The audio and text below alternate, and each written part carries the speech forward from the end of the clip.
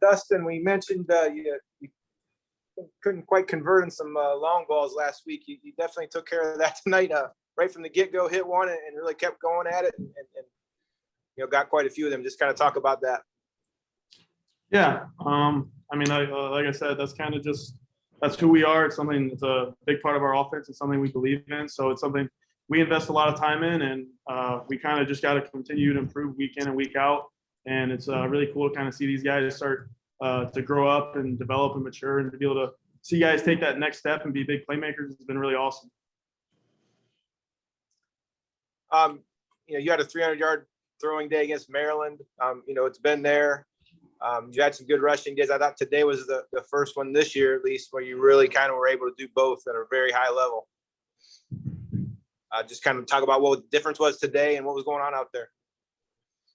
Yeah, I thought we put together a really good game plan, honestly, for them. I thought we prepared really well. I think a lot of guys invested some extra time this week, which led to some success early on. And then obviously they made some adjustments, which slowed us down for a little bit, and we were able to kind of get back in the gear and get our momentum going, get a little tempo going like we do, and just be able to execute and do your 111s. It's kind of the biggest part of it, really. Dante, Isaiah did so much for you guys last year, and no one's really kind of been looking for somebody to, I don't know about fill his shoes, but be that lead receiver. Obviously, you made a statement tonight. Talk about that. Coach has been telling me and all the receivers that we just need somebody to step up, fill the shoes that our last players were in, and just be that guy. Consistently good, not occasionally great. So yeah, just got to keep working. Things to clean up, but we did play a good game today. Yeah. Let's talk about this offense, and like Dustin was saying, like you guys like to take those shots as a receiver. That's got to be a lot of fun. Oh yeah. We practice them all day in practice. Especially Wednesday. We call that deep ball Wednesday. So yeah. Either one of you, just things were rolling along so well in that first half, and then the third quarter came, and just one of them things. Just kind of talk about being able to get through something like that and still find a way to win the game. We talk about it to the max in practice, about finishing second halves, especially, all these past games, that's been, our biggest problem. So yeah, we just been working on that, focusing on finishing, and we did that. So I mean, they're a good team. I mean, they're never going to come out and just roll over in the second half. They're going to come back out and give us their best shot there. So you kind of just got to be able to take that and respond the right way and not roll over ourselves. So it was a little bit of a culture check. It's good to see a lot of guys respond to that. The defense stepped back up there in the fourth quarter, make some big stops for us and force some long field goals. So to see us kind of respond in that way was definitely a good sign.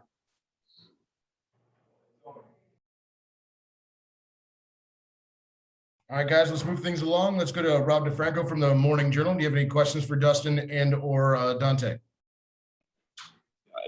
Dustin, I know you talked about what they kind of did in the third quarter. Just from what you were looking at out there, was it something that they did, or was it just kind of did they just kind of play better in the second half, do you think?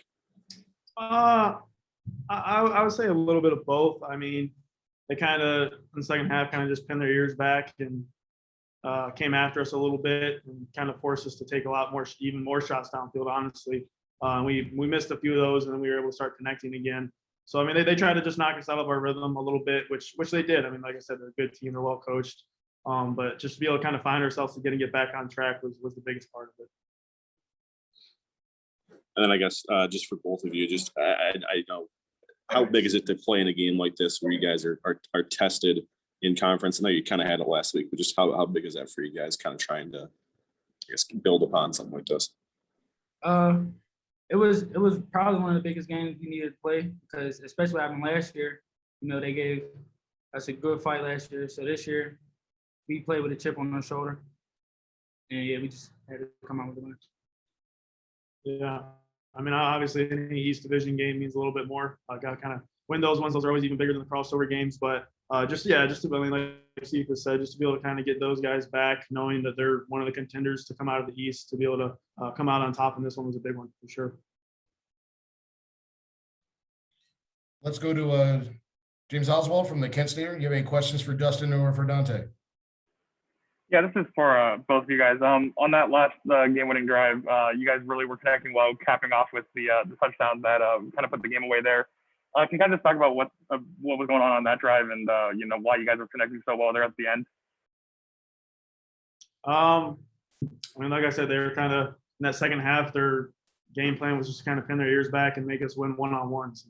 I mean, we started to do that, started kind of finding our rhythm a little bit again there in the second half, and Dante was able to create separation, get it open for me. So I kind of kept coming back to him and just some of the other guys that were winning. So, I mean, they did their job. I just kind of got the ball in my playmakers' hands and let them work.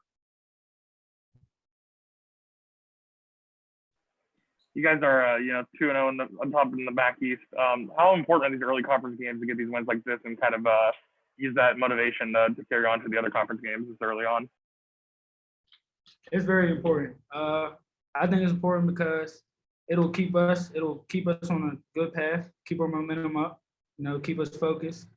I mean, like I said earlier, we still have things to clean up, offense and defense and special teams. So, yeah. I mean, it's huge. As long as you're undefeated in the conference, you control your own destiny. So that's where we want to be, and it's kind of just our mindset and how we want to go about our business day to day. Okay. All right, Coach. Got it. If only we had some things to talk about. Oh, we got some things. We sure like to make it interesting, don't we, guys? Put an opening statement on those interesting things. I'll tell you what, great win, great resiliency by our kids. Obviously, the third quarter, apparently I need to work out my halftime speeches so we can come and play a better third quarter. But I'm really proud of our kids, really proud of our staff. A year ago against those guys, we went inward. There's some things that we needed to adjust. There's some things that we changed in-house. We did. And as critically important as a cultural win 2019 was for our Flash Fest family, tonight was equally as important. Kids showed resiliency. They didn't flinch. They looked to each other. They pulled tight, and they executed with conviction in moments where we needed it. Came away with a big win, and very excited about the way our kids finished and the win. So, 2-0 in conference, control of our own destiny, and excited about the future and where we're headed as a program day in and day out. These kids are awesome and very, very, very humble to lead and be a part of our Kent State University. Let's start things off with Alan Mall from the Record Courier. Do you have any questions for Coach? Yeah, Coach, I don't know what you can say more about this guy, but talk about Dustin. I mean, he's 400 yards passing. I thought he was able to do some things running and passing tonight, obviously, that were pretty incredible. Tell you what, he's the straw that stirs the drink, right? I mean, he makes us go. His decisions are unbelievable. The way that he's efficient and takes care of the football, we give him a lot of freedom. He makes the right decisions. He's a gym rat. He's a leader. We wouldn't be as happy. We wouldn't be where we are as a program without him. So he's the best, and again, humbled to serve him day in and day out. He goes about his business the right way.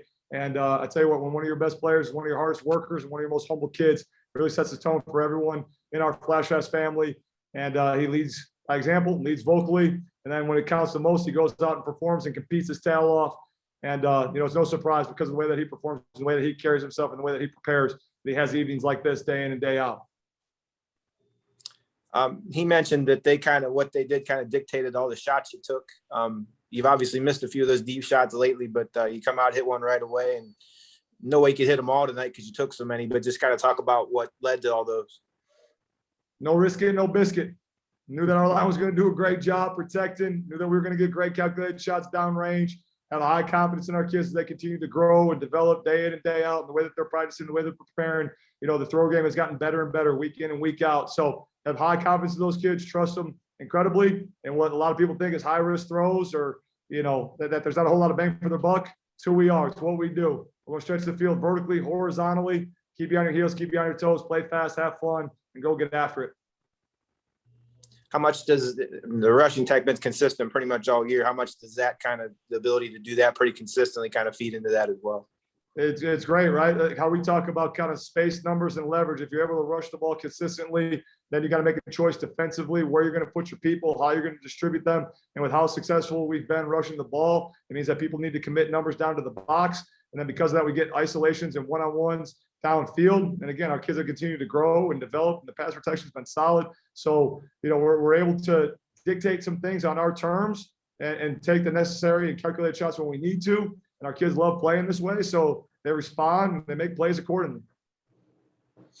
You talked about before the year even started about, trying to replace McCoy. It seems like Cephas kind of took the bull by the horns there a little bit tonight with this performance. Yeah, I mean, we're very fortunate to where we're at, and here in Northeast Ohio and the campus that we have, the university that we have, we're going to attract a lot of talent. And obviously, Isaiah was a heck of a player, and very thankful and grateful for all that he did.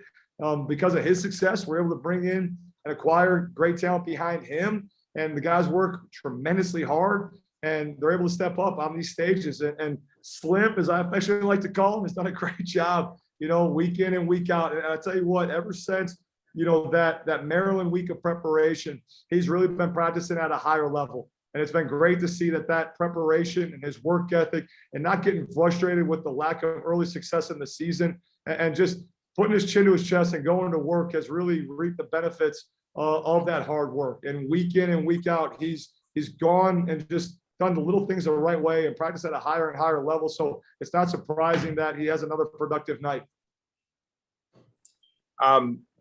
Obviously, stopping the run, well talked about. I thought you did it real well first half. Then come the third quarter. And just kind of in general, again, talked about it's been an issue. Just what happened that quarter from your perspective? Yeah, without seeing the tape, it's hard to say. A lot of what it looks like, we did a great job, tearing off, winning our one-on-ones and violently clapping and knocking the ball back in the first half. And just for whatever reason, again, without seeing the coach's tape, I don't want to, guess on what it was, but just it didn't look like we won as consistently our one-on-ones, and it didn't look like we were, tackling as physically as we are accustomed to, or as we did in the first half. So again, things that we can control, things that we'll clean up. But again, I love the way the kids didn't flinch. They rallied together, knew that they could play better, and they responded accordingly and got the job done at the end of the day. What kind of conversations were had there? Like you have that little period between the third and the fourth. I know that you can kind of talk a little bit there. Just what was anybody leading those conversations other than you, or anything like that happen to kind of just say, let's, we're still in a game here. Let's go. Yeah, all our kids realize that all these games are going to be 4-quarter fights, and there was numerous players that were vocalizing what needed to be done. There was numerous coaches, Coach Kaufman, Coach Barton, Coach Sauter, to name a few. The coordinators communicating to the kids and making corrections and guiding our kids through it. And then our kids know that when they're at their best and they're playing to the level that they're capable of, and all three phases are playing together, that we're a really good football program and we're a really good football team that can show up at any time and play at a high level. So, we just had to refocus, just had to reset and do what we're capable of doing. Thought the kids did that well. And when the time came, generated turnovers again, and got the necessary stops and necessary scores that we needed to grind out and win a really tough football game. Let's turn things over to James Oswalt from the Kent Stater. Any questions for Coach? Yeah, Coach, we saw flashes of the Dante Dustin connection earlier this year, and it really came alive today. What do you see from those two, just today in general, and just in general, that really makes their connection so good and makes them unstoppable like they were? Spend a lot of time together. They put in a lot of work, and because of that, when you work really hard at something, you're committed to it. You're going to find the benefits of it. They communicate with one another well. They realize that this doesn't come easy, and they lean into the work. Work works.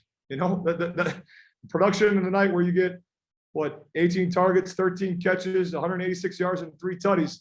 They ain't selling those for TV on 1995. You got to put in the work, and you got to do it day in and day out when people aren't watching, not just on Saturday night prime time, but the work that those kids put in together allowed them to perform on this stage.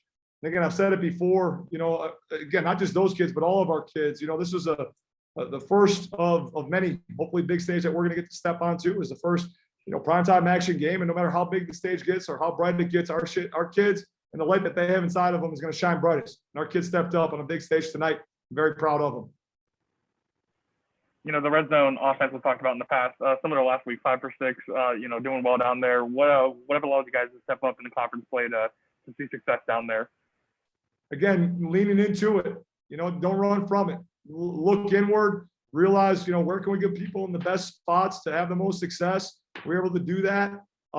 Again, we've changed some things of how we're preparing and how we're practicing because of the experience that we have on the team and leaning into a more situational football in practice and to where our weaknesses are. We're not shying from them. And the kids have done a great job responding in that way. And again, the end results has been because of the work and the preparation that they're putting into it. They're going about the process the right way. Their habits are in order. And now the outcomes are what we all want. 2-0 in conference play, alone on top of the MAC East right now. How important are the early games and conference games and getting wins like this early on? We talked as soon as we got into conference play that, each week is an opportunity to give a championship effort. If we want to get to Detroit in early December, then each week, especially these East Divisional games, we have to give a championship effort. We have to give championship habits throughout the course of the week. And again, that goes back to January when we handed out the boxing gloves. We talked about how this year, day in and day out, it's going to be the fight. Like MAC championship game is the prize fight. Like who's fighting tonight? The trilogy, the Fury and whoever the other guys. You get down the football guy. I'm not a boxing guy. Wilder. Right? So there you go. Shows you the rock I live under right now. But that's a big pay-per-view fight. But in Detroit's the pay-per-view fight that we want to get to. But we got to win the daily fight. And to get there and to get on that marquee stage, we got to win the early rounds, so to speak, right? And so day in and day out, we put our boxing gloves on and we go to work and we fight the good fight. And our kids do a great job with that. So but we're controlling our own destiny. And just like our plan to win, we'd like to be empowered and be able to control what we can control. And our kids have done a great job with that. Last call for questions for Coach Lewis. All right, Coach, we'll let you go have that good, clean American fun. We'll get ready for Western on Monday.